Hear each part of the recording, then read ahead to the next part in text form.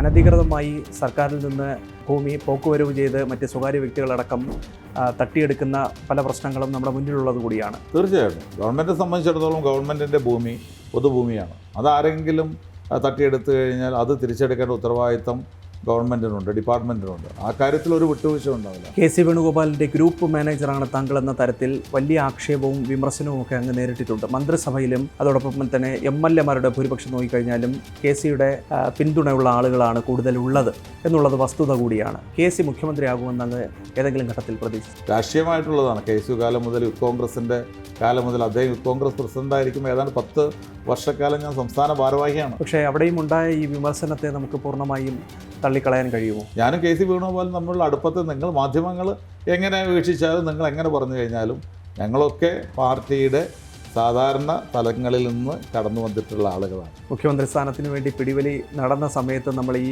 വാഗ്വാദങ്ങളൊക്കെ കണ്ടതാണ്. ഞാൻ പറഞ്ഞല്ലോ, ഈ പിടിവലിയൊക്കെ നിങ്ങൾ മാധ്യമങ്ങളാണല്ലോ പുറത്തു, ഞങ്ങൾ ആരെയും പറഞ്ഞിരുന്നു. AP അനിൽകുമാറിൻ്റെ നിയമസഭ കാണില്ല. എനിക്ക് ഇത്തരത്തിലുള്ള യാതൊരു ഭയപ്പാടുമില്ല. ഞാൻ 6ാം തവണയാണ് ഒരേ നിയോജകമണ്ഡലത്തിൽ നിന്ന് തെരഞ്ഞെടുപ്പിൽ വിജയിച്ചു വരുന്നത്. ഗുരുവായൂരിലെ മകൻ്റെ വിവാഹം നടന്ന സമയത്ത് അങ്ങയുടെ ഔദ്യോഗിക വാഹനത്തിൽ മകൻ വന്നിറങ്ങിയത് സമൂഹ മാധ്യമങ്ങളിൽ വലിയ വിമർശനമൊക്കെ തന്നെ സൃഷ്ടിച്ചിരുന്നതാണ്. പിതാവെന്നുള്ള നിലയ്ക്ക് അങ്ങക്ക് ഈ സംഭവം കണ്ടപ്പോൾ വിഷമം തോന്നി? ഞാൻ ഇന്ന് വരെ അത്തരം കാര്യങ്ങളൊന്നും ഔദ്യോഗികമായിട്ടുള്ളൊന്നും മിസ്യൂസ് ചെയ്യാത്ത ഒരാളാണ്. പക്ഷേ നമ്മൾ ഇത്തരം കാര്യങ്ങൾ കേൾക്കുമ്പോൾ മനസ്സിൽ പ്രയാസം, മനുഷ്യരല്ലേ, മനസ്സിനകത്ത് പ്രയാസം ഉണ്ടാവും.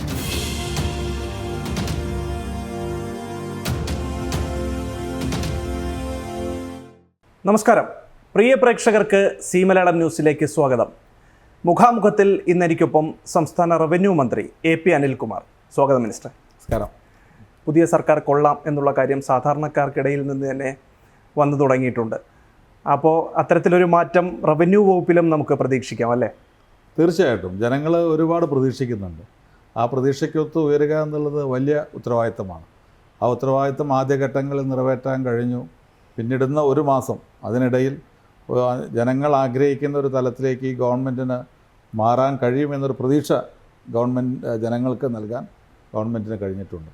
റവന്യൂ വകുപ്പും ജനങ്ങൾ ഏറ്റവും കൂടുതൽ ബന്ധപ്പെടുന്ന ഒരു വകുപ്പാണ്. വില്ലേജ് ഓഫീസ് എന്ന് പറയുന്നതാണ് ഏറ്റവും പ്രധാനപ്പെട്ടത്. സെക്രട്ടേറിയറ്റ് വരെയുള്ള താലൂക്ക് ഓഫീസായാലും ജില്ലാ കളക്ട്രേറ്റ് ആയാലും ബന്ധപ്പെട്ട് ജനങ്ങൾ ഒരുപാട് കാര്യങ്ങൾക്ക് വേണ്ടി സമീപിക്കുന്നുണ്ട്. അവിടെയൊക്കെ അവർക്ക് പരമാവധി നല്ല സേവനം കൊടുക്കുക, ലഭിക്കേണ്ട ആനുകൂല്യങ്ങൾ സമയബന്ധിതമായിട്ട് നൽകാനുള്ള ശ്രമം നടത്തുക, ഇതൊക്കെയാണ് ആദ്യപടി എന്നുള്ള നിലയ്ക്ക് ചെയ്യാൻ ആഗ്രഹിക്കുന്നത്.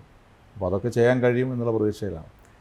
കഴിഞ്ഞ സർക്കാരിൻ്റെ കാലത്ത് കൊണ്ടുവന്ന മാറ്റങ്ങൾ അതിനെ കുറച്ചുകൂടി വേഗത്തിലാക്കിക്കൊണ്ട് ഈ സർക്കാരും അങ്ങനെ തന്നെ മുന്നോട്ട് കൊണ്ടുവരാൻ വേണ്ടിയിട്ടുള്ള ശ്രമം നടത്തുന്നുണ്ടോ? അതോടൊപ്പം പുതിയ നവീനമായിട്ടുള്ള പദ്ധതികൾ കൂടി വകുപ്പിൽ നിന്നുണ്ടാകുമോ? ഞങ്ങളെ സംബന്ധിച്ചിടത്തോളം പൊതുവായ ഗവൺമെൻറ്റിൻ്റെ സമീപനം കഴിഞ്ഞ ഗവൺമെൻറ് കൊണ്ടുവന്ന കാര്യങ്ങളായതുകൊണ്ട് എല്ലാം മാറ്റുക എന്നുള്ളതില്ല.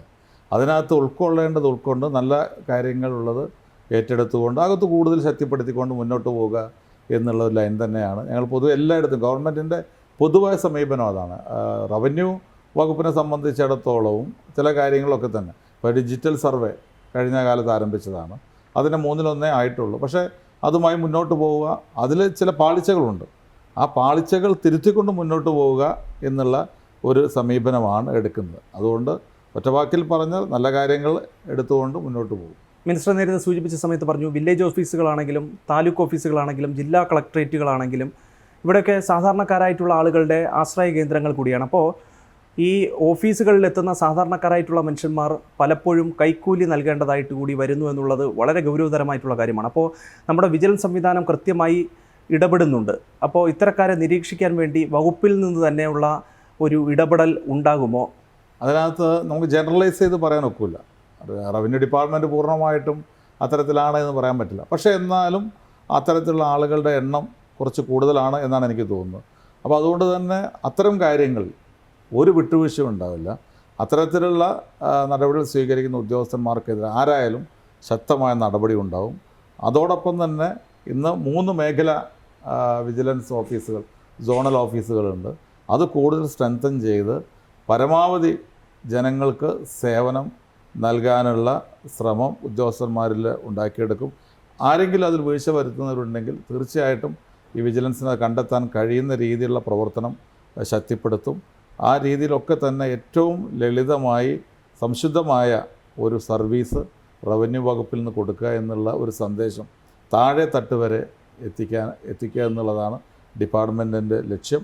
അതുകൊണ്ട് അഴിമതി എന്നുള്ളത് ഒരു രീതിയിലും വെച്ച് പുറപ്പിക്കുന്ന സാഹചര്യം ഉണ്ടാവില്ല. ഈ ആധാരങ്ങൾ, അതോടൊപ്പം തന്നെ പ്രമാണങ്ങൾ, പട്ടയ വിതരണങ്ങൾ ഉൾപ്പെടെയുള്ള കുറേ നാളുകളായിട്ടുള്ള പ്രശ്നങ്ങൾ ഇപ്പോഴും വകുപ്പുമായി ബന്ധപ്പെട്ടൊക്കെ ഉണ്ട്. അത്തരം ഇടപെടലുകൾ അങ്ങയുടെ ഭാഗത്ത് നിന്ന്, പ്രത്യേകിച്ച് വകുപ്പിൻ്റെ മന്ത്രി എന്നുള്ള നിലയ്ക്ക് കാര്യക്ഷമമായി അടുത്ത ദിവസങ്ങളിൽ പ്രതീക്ഷിക്കാമല്ലേ? ഭൂമിയുമായി ബന്ധപ്പെട്ട ഒരുപാട് കാര്യങ്ങൾ എല്ലാം വരുന്ന റവന്യൂവിലാണല്ലോ. അപ്പോൾ അതിനകത്ത് നമുക്ക് ചെയ്യാൻ കഴിയുന്ന കാര്യങ്ങളൊക്കെ വേഗത്തിൽ ചെയ്യുക എന്നുള്ളതാണ്. പക്ഷേ എല്ലാ കാര്യങ്ങളും റവന്യൂ ആണ് ചെയ്യുന്നെങ്കിൽ പോലും പല വകുപ്പുകളും ഇതുമായി ബന്ധപ്പെട്ട് നിൽക്കുകയാണ്. ഇപ്പോൾ വനം വകുപ്പുമായി ബന്ധപ്പെട്ടാണ് കുറേയേറെ തർക്കങ്ങളുണ്ട്. അപ്പോൾ വനഭൂമിയിൽ പട്ടയം നൽകുന്ന കാര്യത്തിൽ വനം വകുപ്പിന് അതിൻ്റേതായ നിബന്ധനകളുണ്ട്. പക്ഷേ പട്ടയം കൊടുക്കേണ്ടത് റവന്യൂ ആണ്. പട്ടയം കൊടുക്കേണ്ട റവന്യൂ ആകുമ്പോൾ ജനങ്ങൾക്ക് പ്രയാസം തോന്നുക റവന്യൂ വകുപ്പിനോടാണ്. പക്ഷേ നിലവിലുള്ള വനാവകാശ നിയമങ്ങളും അനുബന്ധമായ കാര്യങ്ങളും ഒക്കെ പരിശോധിച്ചുകൊണ്ട് മാത്രമേ റവന്യൂ വകുപ്പിന് ഇത് ചെയ്യാൻ കഴിയൂ. അപ്പോൾ റവന്യൂ വകുപ്പ് വിചാരിക്കുന്ന പോലെ എല്ലാം ചെയ്യാൻ കഴിയില്ല. ഒരുപാട് പരിമിതികളുണ്ട്. ഇതര വകുപ്പുകളുടെ നിയമങ്ങളുമായി ബന്ധപ്പെട്ട് കിടക്കുന്ന ഒന്നാണ്. എങ്കിലും എത്രയും പെട്ടെന്ന് വേഗത്തിൽ ജനങ്ങൾക്ക് ലഭിക്കേണ്ട ഇത്തരം കാര്യങ്ങൾ ചെയ്തു കൊടുക്കാനുള്ള അദാലത്തുകൾ ഉൾപ്പെടെ സംഘടിപ്പിച്ചുകൊണ്ട് മുന്നോട്ട് പോവുക എന്നുള്ളതാണ് ഗവൺമെൻറ് തീരുമാനിച്ചിട്ടുള്ളത്. വലിയ വലിയ പ്രഖ്യാപനങ്ങളാണ് നമ്മൾ VDS ക്യാബിനറ്റിൻ്റെ ആദ്യ മന്ത്രിസഭാ യോഗത്തിൽ തന്നെ കണ്ടത്. അത് തുടർന്നുള്ള ദിവസങ്ങളിലും വലിയ പ്രഖ്യാപനങ്ങളായി വരികയും ചെയ്തിട്ടുണ്ട്. അപ്പോൾ ഈ വകുപ്പുമായി ബന്ധപ്പെട്ട് ഒരുപാട് പ്രഖ്യാപനങ്ങൾ വരും നാളുകളിൽ നമ്മൾ പ്രതീക്ഷിക്കുകയുമാണ്. അപ്പോൾ നിലവിൽ ഖജനാവ് കാലിയല്ലേ? അപ്പോൾ ഈ ഒരു സാഹചര്യം മുന്നിൽ കണ്ടുകൊണ്ട് ഫലപ്രദമായിട്ടുള്ള രീതിയിൽ പ്രഖ്യാപനങ്ങൾ വരുമ്പോൾ അതൊക്കെ നടപ്പിലാക്കി എടുക്കുക എന്ന് പറയുമ്പോൾ അതൊരു കോംപ്ലിക്കേഷൻ ആണല്ലോ. രണ്ട് തരത്തിലാണ് അതിനെ കാണുന്നത്. പൊതുവായ ഗവൺമെൻറ്റിൻ്റെ കാര്യങ്ങൾ, ഇപ്പോൾ വൈറ്റ് പേപ്പർ ഞങ്ങൾ ഇറക്കി, യഥാർത്ഥം എന്താണ് ചിത്രം, സാമ്പത്തിക രംഗത്തെ ചിത്രം എന്നുള്ളത് പറഞ്ഞു കഴിഞ്ഞു. പക്ഷേ സാമ്പത്തിക രംഗത്ത് ഈ ഒരു തകർച്ച കഴിഞ്ഞ 10 വർഷം കൊണ്ട് എല്ലാ മേഖലയിലും ഉണ്ട്. പക്ഷേ അത് പറഞ്ഞുകൊണ്ട് ഈ ഗവൺമെൻറ് ഇരിക്കില്ല. അതിനെ അതിജീവിച്ച് മുന്നോട്ട് പോകുന്ന രീതിയിലുള്ള സാമ്പത്തിക സ്രോതസ്സുകൾ കണ്ടെത്തിക്കൊണ്ട് കൂടുതൽ റവന്യൂ ഗവൺമെൻറ്റിന് ഉണ്ടാക്കിക്കൊണ്ട് GST പോലെയുള്ള ടാക്സുകളിൽ നിന്ന് പരമാവധി പണം പിരിച്ചെടുക്കാനുള്ള ശ്രമം നടത്തിക്കൊണ്ട്, അതുപോലെ തന്നെ മറ്റ് അസിസ്റ്റൻസുകൾ, സെൻട്രൽ അസിസ്റ്റൻസ് ഉൾപ്പെടെ വാങ്ങിക്കൊണ്ട് ഒരു സാമ്പത്തിക രംഗത്ത് നിലവിലുള്ള സാഹചര്യം മാറ്റിയെടുത്തുകൊണ്ട് UDF തെരഞ്ഞെടുപ്പ് രംഗത്ത് എന്താണോ പറഞ്ഞത് അത് സമയബന്ധിതമായി നടപ്പാക്കാനുള്ള ശ്രമം ഉണ്ടാകും. ഞങ്ങളുടെ 1, 2, 3 ക്യാബിനറ്റുകളൊക്കെ എടുത്ത് പരിശോധിച്ച് കഴിഞ്ഞാൽ ഞങ്ങൾ പറഞ്ഞിട്ടുള്ള കാര്യങ്ങൾ സാമ്പത്തിക ബുദ്ധിമുട്ടുണ്ടെങ്കിലും അതൊക്കെ നടപ്പാക്കാനുള്ള, ജനങ്ങൾക്ക് കൊടുത്ത വാക്കുകൾ നടപ്പാക്കാനുള്ള പദ്ധതികളുടെ പ്രഖ്യാപനമാണ് ഈ ക്യാബിനറ്റുകളൊക്കെ എടുത്തത്. ജൂൺ 15 മുതൽ KSRTCയുമായി ബന്ധപ്പെട്ട കാര്യങ്ങളുടെ തീരുമാനം ഇന്ന് എടുത്തു കഴിഞ്ഞു. അപ്പോൾ ഞങ്ങളെ സംബന്ധിച്ചിടത്തോളം സാമ്പത്തിക ബുദ്ധിമുട്ടുണ്ട് എന്ന് പറഞ്ഞ് പ്രശ്നങ്ങളിൽ നിന്ന് മറ്റ് ഞങ്ങൾ നടത്തേണ്ട അല്ലെങ്കിൽ ജനങ്ങൾക്ക് നൽകിയ വാഗ്ദാനങ്ങളിൽ നിന്ന് പുറകോട്ട് പോകുന്ന പ്രശ്നമില്ല. ഏത് സാഹചര്യത്തിൽ ഇതൊക്കെ നടപ്പാക്കാൻ ഗവൺമെൻറ് പ്രതിജ്ഞാബദ്ധമാണ്. VDS ക്യാബിനറ്റിൽ അങ്ങേക്ക് റവന്യൂ വകുപ്പാണ് കിട്ടിയത്. നേരത്തെ ഉമ്മൻചാണ്ടി സർക്കാരിൻ്റെ കാലത്ത് ടൂറിസം വകുപ്പ് കൈകാര്യം ചെയ്തിരുന്നു. അപ്പോൾ പ്രതീക്ഷിച്ച വകുപ്പ് തന്നെ ആണോ കിട്ടിയത്? അല്ല, വകുപ്പുകളൊക്കെ പൊതുവായ പല രീതിയിലുള്ള തീരുമാനങ്ങളാണ്. അപ്പോൾ ഏത് വകുപ്പ് കിട്ടിക്കഴിഞ്ഞാലും അതിനകത്ത് ആ വകുപ്പിനകത്ത് നമുക്ക് ചെയ്യാൻ കഴിയുന്നത് ചെയ്യുക എന്നുള്ളതാണ്. ഇന്ന വകുപ്പ് കിട്ടണം എന്നുള്ള നിർബന്ധം ആരും പിടിക്കാറില്ല. അത് പാർട്ടിയും തീരുമാനിക്കും, മുഖ്യമന്ത്രിയും കൂടിയിരുന്ന് ആലോചിച്ചാണ് അത്തരം കാര്യങ്ങൾ തീരുമാനിക്കാറുള്ളത്. ഞാൻ 2 തവണ മന്ത്രിയായിരുന്നപ്പോഴും എനിക്ക് കിട്ടിയ വകുപ്പുകൾ പരമാവധി നന്നായി ചെയ്യാൻ ശ്രമിച്ചിട്ടുണ്ട്. റവന്യൂ വകുപ്പ് കുറേ കൂടി ഉത്തരവാദിത്തങ്ങൾ കൂടുതലുള്ള വകുപ്പാണ്. അപ്പോൾ അതുകൊണ്ട് തന്നെ അതിനകത്ത് കഴിഞ്ഞ കാലത്തെ ഒരു എക്സ്പീരിയൻസ് വെച്ചുകൊണ്ട് നന്നായി ചെയ്യാൻ കഴിയുമെന്നാണ് എനിക്ക് പ്രതീക്ഷയുള്ളത്. എന്നാലും ടൂറിസം സാംസ്കാരിക വകുപ്പ് അതിനോടൊരു ആഗ്രഹം മനസ്സിൽ തോന്നിയിട്ടുണ്ടോ? ഞാൻ 2004 എനിക്ക് SC/ST ബാക്ക്വേർഡ്, സാംസ്കാരികം, യുവജനക്ഷേമ വകുപ്പുകളൊക്കെ ഉണ്ടായിരുന്നു. 2011 വന്നപ്പോൾ SC/ST ബാക്ക്വേർഡ്, ടൂറിസം വകുപ്പുകളാണ് ഉണ്ടായിരുന്നത്. അപ്പോൾ ഓരോ വകുപ്പിനും അതിൻ്റേതായ പ്രത്യേകതകളുണ്ട്. ഈ 2 വകുപ്പുകൾ ഞാൻ കൈകാര്യം ചെയ്തതാണ്. അതുകൊണ്ട് വേറൊരു വകുപ്പ് എന്ന് പറയുമ്പോൾ പുതിയൊരു അനുഭവം ഉണ്ടാവുകയാണ്, പുതിയൊരു എക്സ്പീരിയൻസാണ്. കുറേ കൂടി വിശാലമായിട്ടുള്ള കാര്യങ്ങൾ ഈ വകുപ്പിന് കീഴിൽ വരുമ്പോൾ നമുക്ക് കുറച്ചും കൂടി ഒരു എക്സ്പീരിയൻസ് കിട്ടും. ആ അർത്ഥത്തിൽ എനിക്കിത് നന്നായിട്ട് തോന്നുന്നു. മലയോര മേഖലകളിലൊക്കെ തന്നെയും കാലവർഷക്കാലത്തടക്കം അവർ വലിയ ദുരിതമാണ് അനുഭവിക്കുകയും ചെയ്യുന്ന അത്തരത്തിൽ ലയങ്ങളിൽ താമസിക്കുന്നവരെ കൃത്യമായി പുനരധിവസിപ്പിക്കാൻ വേണ്ടിയിട്ടുള്ള ഫലപ്രദമായിട്ടുള്ള നടപടികൾ റവന്യൂ വകുപ്പിൻ്റെ ഭാഗത്തു നിന്നുണ്ട്. ഞങ്ങളെ സംബന്ധിച്ചിടത്തോളം ഭൂമിയില്ലാത്തവർക്ക് ഭൂമി കണ്ടെത്തി കൊടുക്കാവുന്നു. നിലവിൽ ഭൂമി ഉള്ളവർ, അവരെ സംബന്ധിച്ചിടത്തോളം അവരുടെ ഭൂമിക്ക് ആവശ്യമായ പേപ്പറുകൾ, പട്ടയം ഇല്ലാത്ത സാഹചര്യം ഉണ്ടാവാം, അല്ലെങ്കിൽ മറ്റ് രേഖകളില്ലാത്ത സാഹചര്യം ഉണ്ടാവാം. അപ്പോൾ അത്തരം കാര്യങ്ങളിൽ ഭൂമി ഉണ്ടെങ്കിലും ഭൂമിയുടെ അവകാശം അവർക്ക് ലഭിക്കാത്ത സാഹചര്യം ഉണ്ടാവും. അപ്പോൾ അതൊക്കെ നൽകുക എന്നുള്ളതാണ് ഏറ്റവും പ്രധാനപ്പെട്ട കാര്യം. അതോടൊപ്പം തന്നെ വീട് വയ്ക്കാൻ, അപ്പോൾ 5 സെൻറ്റോ 10 സെൻറ്റോ സ്ഥലമുണ്ടാവും, അത് കരഭൂമി ആവില്ല, നിലമാവും, വയലാവും. പക്ഷേ അവർക്ക് വീട് വയ്ക്കാൻ വേറെ ഇടങ്ങളില്ല. അതുകൊണ്ട് അത്തരം ഭൂമി തരം മാറ്റി കൊടുത്തുകൊണ്ട് പാവപ്പെട്ടവൻ്റെ കാര്യത്തിൽ ഒരു പക്ഷം ചേർന്നുകൊണ്ടുള്ള ഒരു സമീപനമായിരിക്കും റവന്യൂ വകുപ്പിനുണ്ടാവുക. പക്ഷേ ഏറ്റവും നമ്മൾ പറയാറുണ്ട് യാതൊരു പക്ഷവും കൂടാതെ പ്രവർത്തിക്കുന്നു. പക്ഷേ ഞാനിവിടെ പറയുന്നു ഒരു പക്ഷം ചേർന്നുകൊണ്ടായിരിക്കും റവന്യൂ വകുപ്പ് പ്രവർത്തിക്കുക. അത് പാവപ്പെട്ടവൻ്റെ പക്ഷമായിരിക്കും. വിവാദ കയ്യേറ്റ ഭൂമികളിലടക്കം നടത്തുന്ന അനധികൃതമായിട്ടുള്ള ഇടപെടലുകൾ നമ്മൾ പല ഘട്ടങ്ങളിലും കണ്ടിട്ടുള്ളതാണ്. അപ്പോൾ ഈ അനധികൃതമായി സർക്കാരിൽ നിന്ന് ഭൂമി പോക്കുവരവ് ചെയ്ത് മറ്റ് സ്വകാര്യ വ്യക്തികളടക്കം തട്ടിയെടുക്കുന്ന പല പ്രശ്നങ്ങളും നമ്മുടെ മുന്നിലുള്ളത് കൂടിയാണ്. ഇത്തരക്കാർക്കെതിരെ കർശനമായിട്ടുള്ള നടപടികൾ സ്വീകരിച്ച് മുന്നോട്ട് പോകാൻ തന്നെയാണോ തീരുമാനം? തീർച്ചയായിട്ടും. ഗവൺമെൻറ്റിനെ സംബന്ധിച്ചിടത്തോളം ഗവൺമെൻറ്റിൻ്റെ ഭൂമി പൊതുഭൂമിയാണ്. അതാരെങ്കിലും തട്ടിയെടുത്തു കഴിഞ്ഞാൽ അത് തിരിച്ചെടുക്കേണ്ട ഉത്തരവാദിത്തം ഗവൺമെൻറ്റിനുണ്ട്, ഡിപ്പാർട്ട്മെൻറ്റിനുണ്ട്. ആ കാര്യത്തിൽ ഒരു വിട്ടുവീഴ്ച ഉണ്ടാവില്ല. സാധാരണക്കാർക്കും പാവപ്പെട്ടവർക്കും അതുപോലെ ഭൂമിയുടെ മേൽ അവകാശമുള്ളവർക്കും അത് നൽകുന്നതോടൊപ്പം തന്നെ ഗവൺമെൻറ് ലാൻഡ് കൈവശം വെച്ചിരിക്കുന്ന ആരായാലും ശരി അത് തിരിച്ചു പിടിക്കാനുള്ള ശ്രമം റവന്യൂ വകുപ്പിൻ്റെ ഭാഗത്തുനിന്നുണ്ടാകും. വി.ഡി. സതീശൻ എന്ന മുഖ്യമന്ത്രിക്ക് ജനം 100 മാർക്ക് നൽകുകയാണ്. ഇതൊരു PR ആണെന്ന് മറ്റു ചിലർ അവകാശപ്പെടുകയും ചെയ്യുകയാണ്. അങ്ങ് എങ്ങനെയാണ് ഇതിനെ നോക്കിക്കാണുന്നത്? അല്ല, അത്തരം രാഷ്ട്രീയ ചോദ്യങ്ങളിലേക്ക് ഞാൻ വരുന്നില്ല. അതിനെ പല രീതിയിൽ വ്യാഖ്യാനിക്കാം. ഒരു ഗവൺമെൻറ് വന്നു, ആ ഗവൺമെൻറ് പ്രവർത്തനങ്ങൾ, മുഖ്യമന്ത്രിയുടെ പ്രവർത്തനങ്ങൾ അതൊക്കെ വിലയിരുത്തുമ്പോൾ ജനങ്ങൾക്ക് ബോധ്യമാകുക എന്ത് എന്നുള്ളത്. ഇപ്പോൾ ഞാൻ പറഞ്ഞല്ലോ, ഇത്രയും 1 മാസമാകുന്നേ ഉള്ളൂ ഞങ്ങൾ അധികാരത്തിൽ വന്നിട്ട്. 1 മാസം തികയുന്നില്ല. പക്ഷേ അതിനു മുമ്പ് തന്നെ റിസൾട്ട് എന്താണ്, ചെയ്ത കാര്യങ്ങൾ അത് ഓരോന്നായി പരിശോധിച്ച് കഴിഞ്ഞാൽ ഈ ഗവൺമെൻറ്റും മുഖ്യമന്ത്രിയും മന്ത്രിമാരും എത്രമാത്രം ആത്മാർത്ഥമായിട്ടാണ് കാര്യങ്ങൾ നടത്തുന്നത് എന്നുള്ളത് ജനങ്ങൾക്ക് ബോധ്യമാണ്. ജനങ്ങൾ മാർക്കിടട്ടെ. വി.ഡി.'സ് ക്യാബിനറ്റിൽ അങ്ങയുടെ സഹപ്രവർത്തകൻ കൂടിയായിട്ടുള്ള സണ്ണി ജോസഫിൻ്റെ സഹോദരി ഭർത്താവിനെ പേഴ്സണൽ സ്റ്റാഫിൽ നിയമിച്ചതുമായി ബന്ധപ്പെട്ട് വൻ വിവാദമാണ് ഉണ്ടായത്. അപ്പോൾ ഇതിൽ ഈ ബെന്നി തോമസ് എന്ന് പറയുന്ന ആ വ്യക്തി തന്നെ കൃത്യമായി രാജിക്കത്ത് CM-ന് കൊടുക്കുകയൊക്കെ ചെയ്തു. അപ്പോൾ ബന്ധു നിയമനത്തിൽ ആദ്യഘട്ടത്തിൽ തന്നെ കോൺഗ്രസ്സിന് പഴി കേൾക്കേണ്ടി വന്നൊരു സാഹചര്യം നിലവിലുണ്ട്. ഇന്നിപ്പോൾ മുഖ്യമന്ത്രി ഇതുമായി ബന്ധപ്പെട്ട് പ്രതികരിച്ചത് തിരുത്തേണ്ട സാഹചര്യമുണ്ടായി, അങ്ങനെ തിരുത്തി എന്നുള്ളതാണ് അദ്ദേഹം പറയുന്നത്. പക്ഷേ അപ്പോഴും ഒഴിവാക്കേണ്ടതായിരുന്നില്ലേ എന്നുള്ളൊരു ചോദ്യം കൂടി അവിടെ ഉയർന്നു കേൾക്കുകയും ചെയ്യുകയാണ്. എന്താണ് അങ്ങയുടെ പ്രതികരണം? ബന്ധു നിയമനങ്ങൾക്കെതിരാണ് കേരളത്തിലെ ജനങ്ങൾ. പക്ഷേ ആ ബന്ധു നിയമനങ്ങളുടെ സ്വഭാവം പരിശോധിച്ച് കഴിഞ്ഞാൽ ഞാനിത് ന്യായീകരിക്കുകയല്ല. കഴിഞ്ഞ കാലത്തെ ഗവൺമെൻറ്റിൻ്റെ ബന്ധു നിയമനവും ഈ ഗവൺമെൻറ്റിൽ ഇപ്പോൾ ഈ പറയപ്പെടുന്ന ബന്ധു നിയമനവും തമ്മിലുള്ള വ്യത്യാസം, ശ്രീ ബെന്നി വളരെ ചെറുപ്പം മുതൽ KSUവിലൂടെ കടന്നു വന്ന് യൂത്ത് കോൺഗ്രസ്സിൽ വന്ന് കണ്ണൂർ ജില്ലയിൽ അറിയപ്പെടുന്ന കോൺഗ്രസിൻ്റെ നേതാവാണ്. മാത്രമല്ല ഇപ്പോൾ അദ്ദേഹം ജില്ലാ കോൺഗ്രസ് കമ്മിറ്റിയുടെ ജനറൽ സെക്രട്ടറിയാണ്. അദ്ദേഹത്തിൻ്റെ പഞ്ചായത്തിലേക്ക് മത്സരിച്ച് ജയിച്ച ആളാണ്. മാത്രമല്ല പഞ്ചായത്ത് പ്രസിഡൻ്റായിട്ടിരുന്ന വ്യക്തിയാണ്.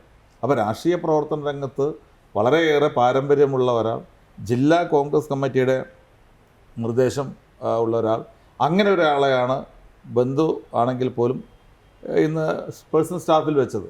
അപ്പോൾ മറ്റ് കഴിഞ്ഞ കാലങ്ങളിലും അങ്ങനെയല്ല, യാതൊരു പശ്ചാത്തലവുമില്ലാത്ത ആളുകളാണ്.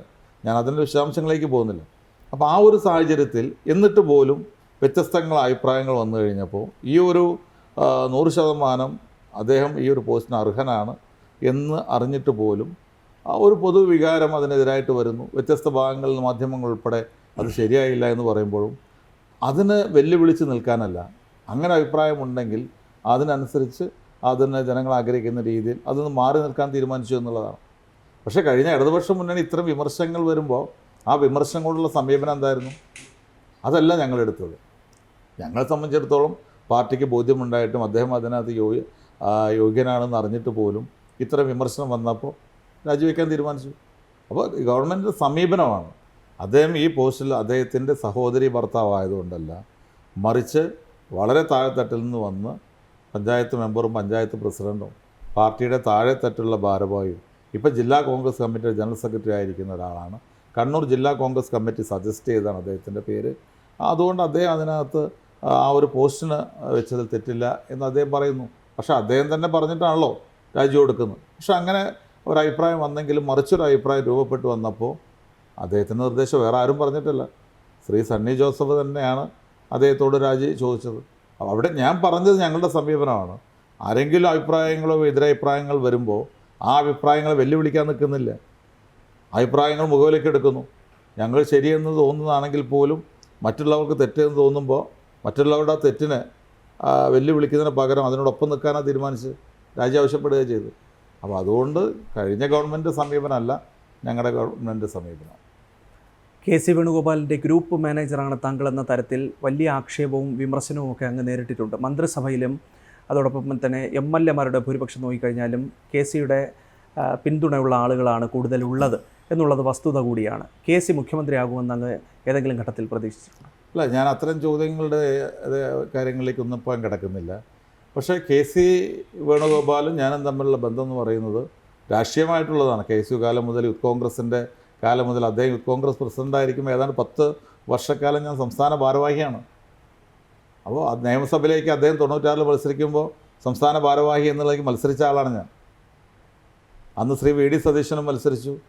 ഞങ്ങളോടൊപ്പം ഉണ്ടായിരുന്ന ശ്രീ പ്രതാപ് വർമ്മ തമ്പാൻ, ശ്രീ സോണി സെബാസ്റ്റ്യൻ, ഞങ്ങളൊക്കെ യൂത്ത് കോൺഗ്രസ്സിലൊന്ന് മത്സരിച്ച ആളുകളാണ്. അന്ന് കെ സി വേണുഗോപാൽ മാത്രമാണ് 96 വിജയിക്കുന്നത്. ഞാനും ബഹുമാന്യനായ ശ്രീ VD സതീശൻ ഉൾപ്പെടെയുള്ള ആളുകൾ 96 പരാജയപ്പെടുകയാണ്. പിന്നെ 2001 ഞങ്ങൾ വിജയിക്കുന്നത്. അപ്പോൾ അത്രയും വർഷത്തെ ഒരു ബന്ധം ഞങ്ങൾ തമ്മിലുണ്ട്. അദ്ദേഹം അന്ന് പാർട്ടിയുടെ KSUവിൻ്റെ പ്രസിഡൻ്റായിരുന്നു. ഞങ്ങൾ യൂത്ത് കോൺഗ്രസ്സിലുള്ളവർ ഞങ്ങളുടെ പ്രസിഡൻ്റായിരുന്നു. അപ്പോൾ പാർട്ടി കെട്ടിപ്പടുക്കുന്നതിലൊക്കെ വലിയ പങ്ക് വഹിച്ച ഒരാളാണ്. കേരളത്തിലെ KSU യൂത്ത് കോൺഗ്രസ് കെട്ടിപ്പടുക്കുന്നതിൽ വലിയ പങ്ക് വഹിച്ച ആളാണ് ശ്രീ കെ സി വേണുഗോപാൽ. അപ്പോൾ ആ ഒരു ബന്ധമാണ് അദ്ദേഹത്തോടെ ഉള്ളത്. അപ്പോൾ അതുകൊണ്ട് തന്നെ പിന്നെ രാഷ്ട്രീയമായ കാര്യങ്ങളിൽ ഞങ്ങളെ സംബന്ധിച്ചിടത്തോളം ഏത് കാര്യങ്ങളിലും കെ സി വേണുഗോപാൽ തന്നെ പറഞ്ഞിട്ടുണ്ട്, ഞങ്ങളെല്ലാവരും പറയുന്ന കാര്യമാണ്, ഫൈനൽ വേർഡ് പാർട്ടിയിൽ ഹൈക്കമാൻഡിൻ്റെതാണ്. ഹൈക്കമാൻഡ് എന്ത് തീരുമാനിക്കുന്നു അതിനെ സ്വാഗതം ചെയ്യും. എല്ലാവരും സ്വാഗതം ചെയ്തു. മുഖ്യമന്ത്രി മുമ്പ് ഇതുമായി ബന്ധപ്പെട്ട കാര്യങ്ങൾ അദ്ദേഹം പറഞ്ഞതല്ലേ, ഹൈക്കമാൻഡ് എടുക്കുന്ന ഏത് തീരുമാനവും അംഗീകരിക്കും. എല്ലാവരും പറഞ്ഞത് ഹൈക്കമാൻഡ് തീരുമാനമെടുത്തു, ഞങ്ങൾ അംഗീകരിച്ച് മുന്നോട്ട് പോകുന്നു. പക്ഷേ അവിടെയും ഉണ്ടായ ഈ വിമർശനത്തെ നമുക്ക് പൂർണ്ണമായും തള്ളിക്കളയാൻ കഴിയുമോ? ഏത് വിമർശനം പറഞ്ഞു? ഈ ഗ്രൂപ്പ് മാനേജറാണ് അങ്ങ് അങ്ങനെ പ്രവർത്തിക്കുന്നത്. ഞാൻ KSUവിലൂടെ കടന്നു വന്ന ഒരാളാണ്. യൂത്ത് കോൺഗ്രസിൻ്റെ ജില്ലാ ഭാരവാഹി, യൂത്ത് കോൺഗ്രസിൻ്റെ സംസ്ഥാന ഭാരവാഹിയായി 91 ജില്ലാ കൗൺസിൽ മത്സരിച്ച് 96 ഞാൻ നിയമസഭയിലേക്ക് മത്സരിച്ച് താഴെ തട്ടിൽ നിന്ന് പാർട്ടിയുടെ ഭാഗമായി കടന്നു വന്നിട്ടുള്ള ഒരാളാണ്. എൻ്റെ മലപ്പുറം ജില്ലയിൽ ഏറ്റവും താഴെ തട്ടിലുള്ള പ്രവർത്തനം നടത്തി കടന്നു വന്നിട്ടുള്ള ഒരാളാണ് ഞാൻ. പിന്നീട് ഞാൻ 2001 മത്സരിച്ചു. ആ 5 തവണ കഴിഞ്ഞ് 6ാമത്തെ തവണ ഇപ്പോൾ മത്സരിച്ച് വിജയിച്ചു. 2 തവണ മന്ത്രിയായിട്ടുള്ള ആളാണ്. വീണ്ടും ഒരിക്കൽ കൂടി അംഗീകാരം എനിക്ക് പാർട്ടി തന്നതാണ്. അപ്പോൾ സ്വാഭാവികമായും ഞാനും കെ സി വേണുഗോപാലും തമ്മിലുള്ള അടുപ്പത്തെ നിങ്ങൾ മാധ്യമങ്ങൾ എങ്ങനെ വീക്ഷിച്ചാലും നിങ്ങൾ എങ്ങനെ പറഞ്ഞു കഴിഞ്ഞാലും ഞങ്ങളൊക്കെ പാർട്ടിയുടെ സാധാരണ തലങ്ങളിൽ നിന്ന് കടന്നു വന്നിട്ടുള്ള ആളുകളാണ്. അത്രയും ഞാൻ അതിനെക്കുറിച്ച് പറയുന്നു. മുഖ്യമന്ത്രി സ്ഥാനത്തിന് വേണ്ടി പിടിവലി നടന്ന സമയത്ത് നമ്മൾ ഈ വാഗ്വാദങ്ങളൊക്കെ കണ്ടതാണ്. അപ്പോൾ ഈ പക്ഷം ഇപ്പോഴും കോൺഗ്രസ്സിലില്ല, അല്ലെങ്കിൽ ഗ്രൂപ്പ് പോലും ഇപ്പോഴും കോൺഗ്രസ്സിലില്ല എന്നുള്ള കാര്യം ഉറപ്പിച്ച് പറയാൻ കഴിയും? അല്ല, ഞാൻ പറഞ്ഞല്ലോ, ഈ പിടിവലിയൊക്കെ നിങ്ങൾ മാധ്യമങ്ങളാണല്ലോ പുറത്തു. ഞങ്ങൾ ആരെയും പറഞ്ഞിരുന്നു? നിങ്ങളീ പറയുന്ന ഞാൻ ഏതെങ്കിലും ഘട്ടത്തിൽ എന്തെങ്കിലും നടത്തിയൊരു സ്റ്റേറ്റ്മെൻറ്റ് നിങ്ങൾക്ക് ആർക്കെങ്കിലും കാണിച്ചു തരാൻ കഴിയുമോ? നിങ്ങൾ കഴിയില്ല. ഒരു സ്റ്റേറ്റ്മെൻറ്റ് ഞങ്ങളാരും നടത്തിയിട്ടില്ല. നിങ്ങൾ പറയുന്നു ഞങ്ങൾ തമ്മിൽ ഫൈറ്റ് ഉണ്ട്. കോൺഗ്രസ് എന്ന് പറയുന്ന പാർട്ടി എന്ന് പറയുന്നത് CPM അല്ല, ഇതൊരു ജനാധിപത്യ പാർട്ടിയാണ്. അപ്പോൾ അതിനകത്ത് വ്യത്യസ്ത അഭിപ്രായങ്ങളുണ്ടാവും. ആ അഭിപ്രായങ്ങൾ ചർച്ച ചെയ്യും. ആ അഭിപ്രായങ്ങളിൽ നിന്നൊന്ന് രൂപപ്പെട്ടു വരും. ആ രൂപപ്പെട്ടു വരുന്നതിനെ ഞങ്ങൾ അംഗീകരിക്കും, ആരായാലും അംഗീകരിക്കും. അതല്ലാതെ ഒരഭിപ്രായം വേണ്ട എന്നാണ് പറയുന്നത്. പാർട്ടിക്കകത്ത് ചർച്ച വേണ്ട. ഇടതുപക്ഷം പോലെ എന്തുണ്ടായാലും അത് മുഖ്യമന്ത്രിയാണെങ്കിൽ ശ്രീ പിണറായി വിജയൻ, പ്രതിപക്ഷ നേതാവാണ് ശ്രീ പിണറായി വിജയൻ, അഭിപ്രായത്തിന് അവസാന വാക്ക് പറയേണ്ട ആൾ ശ്രീ പിണറായി വിജയൻ. അതല്ല കോൺഗ്രസ്. കോൺഗ്രസ് എന്ന് പറയുന്നത്, അതിൻ്റെ സൗന്ദര്യം എന്ന് പറയുന്നത് അതിനകത്തുള്ള ജനാധിപത്യമാണ്. വ്യത്യസ്ത അഭിപ്രായങ്ങളുണ്ടാവും, അഭിപ്രായങ്ങൾ പറയും.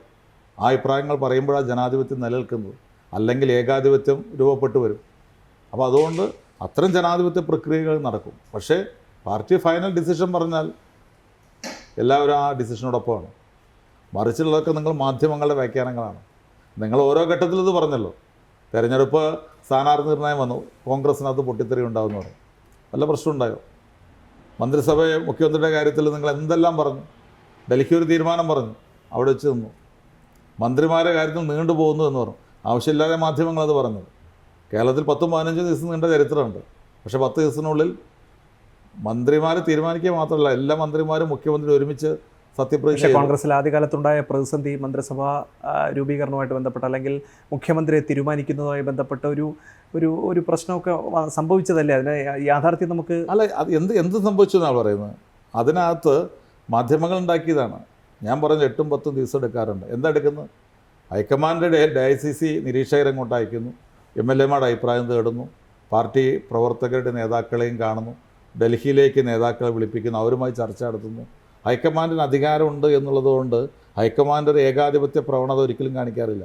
അവരെല്ലാ രീതിയിലുള്ള ജനാധിപത്യ ചർച്ചകൾ നടത്തി ആ ജനാധിപത്യ ചർച്ചകളുടെ ഭാഗമായിട്ടാണ് അവർ തീരുമാനിക്കുന്നത്. ആ ഒരു പ്രോസസ്സിന് സമയമെടുത്തു എന്നുള്ളൂ. അത് സമയം എടുത്തിട്ടില്ല. BJP ഗവൺമെൻറ്റൊക്കെ പല സംസ്ഥാനങ്ങൾ വന്നത് 30-40 ദിവസം കഴിഞ്ഞിട്ട് വന്ന ചരിത്രം ഇന്ത്യയിലുണ്ട്. ഇവിടെ അതല്ല.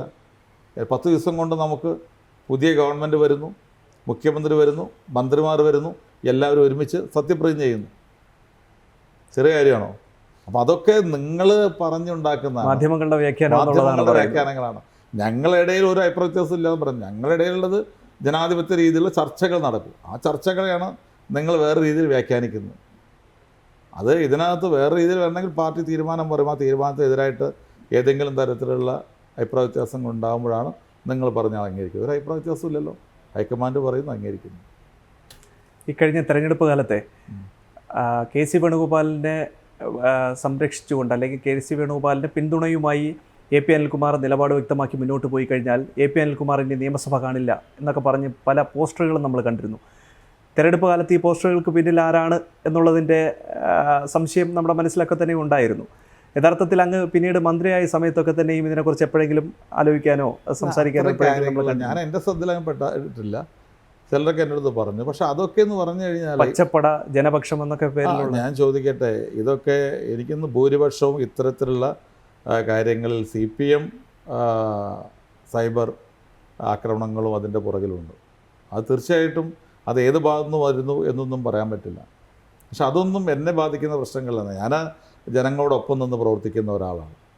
എനിക്ക് ഇത്തരത്തിലുള്ള യാതൊരു ഭയപ്പാടുമില്ല. ഞാൻ 6ാം തവണയാണ് ഒരേ നിയോജകമണ്ഡലത്തിൽ നിന്ന് തെരഞ്ഞെടുപ്പിൽ വിജയിച്ചു വരുന്നത്. അത് UDFൻ്റെ നിയോജകമണ്ഡലമാണ്. പക്ഷേ 5 തവണ 25 വർഷം കഴിഞ്ഞ് വീണ്ടും ഒരിക്കൽ കൂടി തിരഞ്ഞെടുക്കുക എന്ന് പറയുമ്പോൾ തീർച്ചയായിട്ടും ജനങ്ങളുടെ ഒരു സപ്പോർട്ട് അതിനകത്ത് വേണമല്ലോ. അപ്പോൾ ഇത്തരം പ്രചരണങ്ങളും പ്രവർത്തനങ്ങളൊന്നും ജനങ്ങളെ ബാധിച്ചിട്ടില്ല എന്നുള്ളതിൻ്റെ തെളിവാണ് ഒരിക്കൽ കൂടിയും MLA ആയിട്ട് ഇരിക്കാനൊക്കെയുള്ള അവസരം ജനങ്ങൾ തരുന്നത്. മുൻപ് CPMലായിരുന്ന ഘട്ടത്തിൽ അന്ന് PV അൻവർ ആരോപിച്ചതാണ്, PV അൻവറിൻ്റെ കോൺഗ്രസ്സിലേക്കുള്ള സാധ്യത അടച്ചതിന് പിന്നിൽ 2 പ്രധാനപ്പെട്ട നേതാക്കളാണ്. അതിലൊരാൾ ഇന്നിപ്പോൾ മുഖ്യമന്ത്രിയായിട്ടുള്ള VD സതീശൻ, മറ്റൊരാൾ ഇന്നിപ്പോൾ ഞാനുമായിട്ട് സംസാരിക്കുന്ന നമ്മുടെ സംസ്ഥാന റവന്യൂ മന്ത്രി AP അനിൽകുമാറാണ് എന്നുള്ളതാണ്. എന്താണ് ഇങ്ങനൊരു വിരോധവും ഇങ്ങനൊരു ശത്രുതയും നിങ്ങൾ തമ്മിൽ അങ്ങനെ ഒരു പരസ്പരം തോന്നുന്ന വ്യക്തിപരമായ ഒരു വിരോധവും ഞങ്ങൾ തമ്മിലില്ല. ഞാനും PV അൻവറുമായിട്ട് അദ്ദേഹം അതായത് CPM MLA ആയിരിക്കുമ്പോഴും ഞാൻ UDF MLA ആയിട്ട് പ്രതിപക്ഷത്തിരിക്കുമ്പോഴൊക്കെ നല്ല സൗഹൃദമാണ്. അതിനകത്തൊന്നും യാതൊരു തർക്കവുമില്ല. പക്ഷെ ചില കാര്യങ്ങളിൽ മലപ്പുറം ജില്ലയിലെ രാഷ്ട്രീയം അത് വെച്ചിട്ട് ചില കാര്യങ്ങൾ ചില നിലപാടൊക്കെ എടുത്തിട്ടില്ല എന്ന് ഞാൻ പറയുന്നില്ല. പക്ഷേ ആ നിലപാട് എടുക്കുന്നതോടൊപ്പം തന്നെ ഇപ്പോൾ അദ്ദേഹം മത്സരിച്ചല്ലോ ബേപ്പൂര്. ഞാൻ ഉൾപ്പെടെയുള്ള ആളുകളുടെ ഒരു തീരുമാനത്തിൻ്റെ ഭാഗമായിട്ടാണ്, കൂട്ടായൊരു തീരുമാനത്തിൻ്റെ ഭാഗമായിട്ടാണ്. ഇപ്പോൾ അദ്ദേഹത്തെ എതിർത്തു എന്ന് പറയുന്ന ശ്രീ VD സതീശൻ ഉൾപ്പെടെയുള്ള ആളുകളുടെ കൂട്ടായൊരു തീരുമാനത്തിൻ്റെ ഭാഗമായിട്ടല്ലേ അദ്ദേഹം മത്സരിച്ചത്. അപ്പോൾ രാഷ്ട്രീയത്തിൽ ചില കാര്യങ്ങൾ ചില തീരുമാനങ്ങൾ എടുക്കേണ്ടി വരും. അപ്പോൾ അത്രയും തീരുമാനങ്ങൾ എടുക്കുന്നത് വ്യക്തിപരമായിട്ടല്ല, അത് പാർട്ടിയുടെ പൊതുവായ ചില കാര്യങ്ങൾക്ക് വേണ്ടി അദ്ദേഹത്തെ എടുക്കണം എന്ന് തീരുമാനിക്കാം, എടുക്കേണ്ട തീരുമാനിക്കാം. അദ്ദേഹത്തെ നിലമ്പൂർ ഉപതെരഞ്ഞെടുപ്പുമായി ബന്ധപ്പെട്ട് പാർട്ടി ഒരു നിലപാടെടുത്തു. ഞങ്ങൾക്ക് അതിനകത്ത് ചില കോൺഫിഡൻസ് ഉണ്ടായിരുന്നു. അത് കഴിഞ്ഞു അദ്ദേഹം പിന്നീട് പാർട്ടി UDFൻ്റെ ഭാഗമായി മാറി. അത് ഞങ്ങളെടുത്ത തീരുമാനമല്ലേ. അതിനുശേഷം അദ്ദേഹം ബേപ്പൂരിൽ മത്സരിച്ചു. കുറഞ്ഞ വോട്ടുകൾക്കാണ് അദ്ദേഹം പരാജയപ്പെടുന്നത്. യഥാർത്ഥത്തിൽ അദ്ദേഹം ഇവിടുന്ന് വിജയിക്കേണ്ട ഒരു സാഹചര്യം ഉണ്ടായിരുന്നു. പക്ഷേ നിർഭാഗ്യവശാൽ അദ്ദേഹം പരാജയപ്പെട്ടു പോയി. ഇനിയിപ്പോൾ പോസിറ്റീവായിട്ടുള്ളൊരു കാര്യത്തിലേക്ക് വന്നാൽ, ആരതി എന്ന് പറയുന്ന ഒരു പെൺകുട്ടിക്ക് അന്ന് ജില്ലാ പഞ്ചായത്ത് അംഗമായി അങ്ങ് മത്സരിക്കാൻ അവസരം കൊടുത്തു. ആ കുട്ടി അവിടെ വിജയിച്ചു. പിന്നീട് അത്തരത്തിലൊരു നല്ല നിലയ്ക്ക് ഉയർന്നു വരികയൊക്കെ ചെയ്തു. ആ സംഭവം ഒന്ന് വിശദീകരിക്കാം. ആ സംഭവത്തിലേക്ക് ഒന്നും പറയാനില്ല. അതെൻ്റെ ഒരു ഉത്തരവാദിത്തമാണ്. എന്നെ പാർട്ടി ചെറുപ്പത്തിൽ കണ്ടെത്തി എനിക്ക് അവസരം തന്നിട്ടുണ്ട്. അപ്പോൾ അതുകൊണ്ട് തന്നെ ഇത് മാത്രമല്ല, ഞാൻ ഇതിനു മുമ്പ് അവിടെ ജില്ലാ പഞ്ചായത്തിലേക്ക് സീറ്റ് കൊടുത്ത ചെറുപ്പക്കാരെ നോക്കിക്കഴിഞ്ഞാൽ എല്ലാ തിരഞ്ഞെടുപ്പിലും ഞാൻ എൻ്റേതായ ഒരു ലീഡർഷിപ്പൊക്കെ മലപ്പുറം ജില്ലയിൽ രൂപപ്പെട്ട് വന്നതിന് ശേഷം അതിങ്ങനെ സീറ്റ് കൊടുക്കാൻ കഴിയുന്ന അല്ലെങ്കിൽ ഒരു അഭിപ്രായം പറയാൻ കഴിയുന്ന ഒരു സാഹചര്യം ഉണ്ടായതിന് ശേഷം എല്ലാ തെരഞ്ഞെടുപ്പിലും ഞാൻ ചെറുപ്പക്കാർക്ക് സീറ്റ് കൊടുത്തിട്ടുണ്ട്. യൂത്ത് കോൺഗ്രസ് നിൽക്കുന്ന ചെറുപ്പക്കാർക്ക് ഞാൻ സീറ്റ് പറയാറുണ്ട്, അവർ കൊടുത്തിട്ടുണ്ട്, അവർ വിജയിച്ചിട്ടുണ്ട്. അതുപോലെ ഇത്തവണ KSUവിൻ്റെ ഒരു പ്രവർത്തകർ, ഏറ്റവും ചെറിയ, ഇപ്പം എനിക്ക് തോന്നുന്നു കേരളത്തിൽ തന്നെ ഏറ്റവും പ്രായം കുറഞ്ഞ ജില്ലാ പഞ്ചായത്ത് മെമ്പർമാരിൽ ഒരാളാണ് ആ കുട്ടി. അപ്പോൾ ആ ഒരു അവസരം കൊടുക്കണം, പുതിയ അവസരങ്ങൾ ചെറുപ്പക്കാർക്ക് കൊടുക്കണം എന്നുള്ള ഒരു താല്പര്യമുള്ള ഒരാളാണ്, അങ്ങനെ വിശ്വസിക്കുന്ന ഒരാളാണ്. നമ്മുടെ സംസ്ഥാനത്തായാലും എനിക്ക് യൂത്ത് കോൺഗ്രസ് KSU നേതാക്കളുമായിട്ട് വളരെ വ്യക്തിപരമായ അടുപ്പവും ബന്ധവും ഒരു ജനറേഷൻ ഗ്യാപ്പ് ഉണ്ടെങ്കിൽ പോലും എനിക്കുണ്ട്. ഞാനത് ഇഷ്ടപ്പെടുന്ന ഒരാളാണ്, ആഗ്രഹിക്കുന്ന ഒരാളാണ്. അപ്പോൾ അതുകൊണ്ട് പുതിയ ആൾ ഓരോ തെരഞ്ഞെടുപ്പ് കഴിയുമ്പോഴും കോൺഗ്രസ്സിനകത്ത് ജില്ലകളിലായാലും സ്റ്റേറ്റിലായാലും പുതിയ ലീഡർഷിപ്പ് ഡെവലപ്പ് ചെയ്ത് വരണമെന്ന് ആഗ്രഹിക്കുന്ന ഒരാളാണ്. അപ്പോൾ അതുകൊണ്ട് എനിക്ക് അത്തരം കാര്യങ്ങൾ ചെയ്യാൻ കഴിയുന്ന കാര്യങ്ങളൊക്കെ ഞാൻ ചെയ്യാറുണ്ട്. അതിൻ്റെ ഭാഗമായിട്ടാണ് എൻ്റെ ഒരു ഉത്തരവാദിത്വം പോലെ ഞാൻ ആ കുട്ടിക്കും സീറ്റ് കൊടുക്കാനുള്ള എൻ്റേതായ നിർദ്ദേശം. ഗുരുവായൂരിലെ മകൻ്റെ വിവാഹം നടന്ന സമയത്ത് അങ്ങയുടെ ഔദ്യോഗിക വാഹനത്തിൽ മകൻ വന്നിറങ്ങിയത് സമൂഹ മാധ്യമങ്ങളിൽ വലിയ വിമർശനമൊക്കെ തന്നെ സൃഷ്ടിച്ചിരുന്നതാണ്. പിതാവെന്നുള്ള നിലയ്ക്ക് അങ്ങക്ക് ഈ സംഭവം കണ്ടപ്പോൾ വിഷമം തോന്നിയോ? അല്ല, നമ്മളൊരു രംഗത്ത് നിൽക്കുമ്പോൾ, ഒരു ഫീൽഡിൽ നിൽക്കുമ്പോൾ ഇത്തരം വിമർശനങ്ങളൊക്കെ ഉണ്ടാകും. ഞാൻ ഇന്ന് വരെ അത്തരം കാര്യങ്ങളൊന്നും ഔദ്യോഗികമായിട്ടുള്ളൊന്നും മിസ്യൂസ് ചെയ്യാത്ത ഒരാളാണ്. അന്ന് അവിടെ അക്ഷരാർത്ഥത്തിൽ അല്ല, ഞാൻ അതിൻ്റെ വിശദാംശങ്ങളിലേക്ക് പോകുന്നില്ല. പക്ഷേ നമ്മൾ ഇത്തരം കാര്യങ്ങൾ കേൾക്കുമ്പോൾ മനസ്സിൽ മനുഷ്യരല്ലേ, മനസ്സിനകത്ത് പ്രയാസം ഉണ്ടാവും. പക്ഷേ അതൊക്കെ നമ്മൾ ഉൾക്കൊണ്ട് പോകണം. ഇതിനകത്ത് പ്രയാസങ്ങൾ നമ്മൾ ക്യാരി ചെയ്ത് കൊണ്ടുപോയി കഴിഞ്ഞാൽ നമ്മുടെ ഔദ്യോഗിക ജീവിതത്തിനിടയിൽ ഒന്നും ചെയ്യാൻ പറ്റാതെ വരും. അപ്പോൾ അത്തരം കാര്യങ്ങളൊക്കെ കഴിയുമ്പോൾ അതിനൊക്കെ നേരിടാനുള്ളൊരു ഇമ്മ്യൂണിറ്റി ഇപ്പോൾ നമുക്കുണ്ട്. കാരണം ഒരുപാട് വിമർശനങ്ങൾ പല രീതിയിൽ നമ്മൾ കേൾക്കുന്നുണ്ടല്ലോ. അപ്പോൾ അത് കേൾക്കുമ്പോൾ നമുക്ക് അപ്പോൾ പ്രയാസം തോന്നിക്കഴിഞ്ഞാലും നമ്മളറിയാതെ ഒരു ഇമ്മ്യൂണിറ്റി നമ്മൾ ഡെവലപ്പ് ചെയ്യുന്നുണ്ട്. ആ ഒരു പ്രതിരോധം നമുക്കുണ്ടായിക്കഴിഞ്ഞാൽ ഫ്യൂച്ചറിൽ നമുക്ക് എന്തിനും അതിജീവിക്കാൻ കഴിയും. അതുകൊണ്ട് ഞാനത് അങ്ങനെ അത്തരം അനുഭവങ്ങളൊക്കെ നമുക്കത് പോസിറ്റീവായിട്ടാണ് ഞാൻ കാണുന്നത്. കഴിഞ്ഞ 2 ദിവസം മുൻപൊരു പുസ്തകം പുറത്തിറക്കിയിരുന്നു. മുൻ മുഖ്യമന്ത്രിയായിരുന്ന VS അച്യുതാനന്ദൻ്റെ ഒപ്പം ഉണ്ടായിരുന്ന IAS ഉദ്യോഗസ്ഥനായ K. സുരേഷ് കുമാർ IAS. മൂന്നാർ ദൗത്യമൊക്കെ അങ്ങയുടെ മനസ്സിലൊക്കെ ഉള്ള ഒരു സബ്ജക്റ്റ് കൂടിയാണ്. അപ്പോൾ അതിനകത്ത് ഈ അനധികൃതമായിട്ടുള്ള കയ്യേറ്റം നടന്നതിൻ്റെ വളരെ കൃത്യമായിട്ടുള്ള പോയിൻറ്റ്സ് കൃത്യമായി സൂചിപ്പിച്ചുകൊണ്ടാണ് അദ്ദേഹം ആ പുസ്തകമൊക്കെ പുറത്തിറക്കിയത്. നടന്ന കയ്യേറ്റങ്ങൾ CPIയും CPMും പോലെയുള്ള പാർട്ടികൾ അവരുടെ നേതാക്കളൊക്കെ തന്നെയും ഇടപെട്ടതിൻ്റെ തെളിവുകളടക്കം പറയുകയും ചെയ്തിട്ടുണ്ട്. ഒരു അന്വേഷണം ഇതുമായി ബന്ധപ്പെട്ട് വന്നു കഴിഞ്ഞാൽ അത് നടത്താൻ UDF സർക്കാർ തയ്യാറാകുമോ? അല്ല, അത്തരം ചോദ്യങ്ങളൊക്കെ വരുന്ന സാഹചര്യത്തിലല്ലേ നമുക്ക് അന്നേരം അതിന് പറയാം. ഏതായാലും കേരളത്തിൽ വലിയ ചർച്ച ഉണ്ടായ ഒന്നാണത്. അത്തരം ഒരു CPM നേതാവ് തന്നെ, അത് കേരളത്തിലെ ഏറ്റവും മുന്നിൽ നിൽക്കുന്ന ആ കാലഘട്ടത്തിൽ കേരളത്തിലെ CPMൻ്റെ മുഖമായിരുന്നു യഥാർത്ഥത്തിൽ VS. അപ്പോൾ VSനൊപ്പം എൻ്റെ ദിനങ്ങൾ എന്നതായിരുന്നു പുസ്തകത്തിൻ്റെ പേര്. K. സുരേഷ് കുമാർ IAS. അത്തരം പോരാട്ടങ്ങളെ അന്ന് അതിന് പ്രതിരോധിച്ച് അതല്ലെങ്കിൽ അത് ബ്ലോക്ക് ചെയ്തതും CPM നേതാക്കളാണ്. ഞങ്ങളെ സംബന്ധിച്ചിടത്തോളം അത്തരത്തിലുള്ള എല്ലാ കയ്യേറ്റ ശ്രമങ്ങളെയും ഇല്ലാതാക്കുന്നതിന് ഗവൺമെൻറ് എടുക്കുന്ന തീരുമാനങ്ങൾ പിന്തുണച്ചവരാണ് കോൺഗ്രസും UDFും. ഞങ്ങൾ എതിർത്തിട്ടില്ല. പക്ഷേ VSൻ്റെ ആ നീക്കങ്ങളൊക്കെ തകർത്തത് CPM തന്നെയാണ്. അങ്ങയുടെ വകുപ്പുമായി ബന്ധപ്പെട്ടുള്ള വിഷയമാണ്. അപ്പോൾ അതുകൊണ്ടാണ് ഞാൻ അത്തരം കാര്യങ്ങളൊക്കെ വരുമ്പോഴല്ലേ നമ്മൾ ഇല്ലാത്തൊരു കാര്യത്തെക്കുറിച്ച് നമ്മളിപ്പോൾ പറഞ്ഞു നിങ്ങൾക്കത് വാർത്തയാക്കേണ്ടത്. അതുകൊണ്ട് ഞാൻ അതിനെക്കുറിച്ച് അത്ര ഇപ്പോൾ പറയുന്നു. റവന്യൂ വകുപ്പുമായി ബന്ധപ്പെട്ട് ജനക്ഷേമ പദ്ധതികളുമായി മുന്നോട്ട് പോകാൻ കഴിയട്ടെ. എല്ലാ ആശംസകളും ഭാവുകങ്ങളും. Thank you so much.